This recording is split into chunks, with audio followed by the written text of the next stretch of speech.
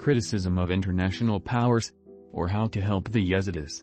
The editors of the Yezidis Info have repeatedly written that the world community helps our people in one area or another.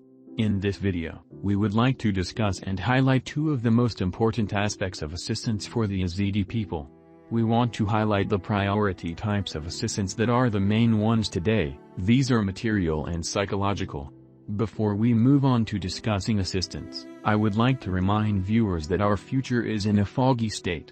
Despite the fact that after the events of 2014, the world community found out who the Yezidis were and began to help the Yezidis. Unfortunately, the Yezidis themselves still cannot set the right priorities and decide which problem of the Yazidi people needs to be solved. Let's consider in order the help that the Yezidis receive. Material assistance for Yezidis is mainly allocated in a one-time form, for example, to those Yezidis who live in camps. As a result, it does not help them to get on their feet and return to their past life. One-time payments give them only plans for the not distant future. At the same time, the world community shows this to the Yezidis as if they have done charity for millennia. Yes, many people will now think that the Yezidis should be grateful to them for this. But is this so, given that it is the world community that is guilty of the fact that small peoples such as the Yezidis are on the verge of extinction? Many experts warned that the tragedy of 2014 in Syria could happen. After a fight, they don't wave their fists. This is what the world community is trying to do when building schools or roads in Sinjar. If they had reacted in time to those warnings about the threat from ISIS in their infancy, they would not have had to pay one-time payments, exposing themselves as knights. Maybe the opinion is too cynical, but let's face the truth. It was the inaction on the part of the world powers that led the Yezidis to the topic what kind of help the Yezidis need. Psychological help is one of the most acute problems for the Yazidi community. It is difficult to imagine what a person went through who had his relatives killed in a terrible way in front of his eyes, and then they themselves were taken into sexual slavery.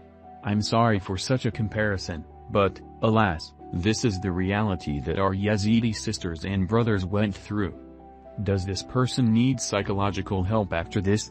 After such events, the human psyche is destroyed, it adversely affects life and leads most often to suicide.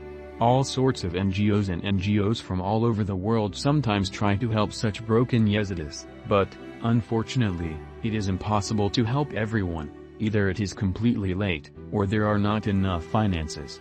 Alas, even here the world powers are inactive. It turns out that the Yezidis are doomed.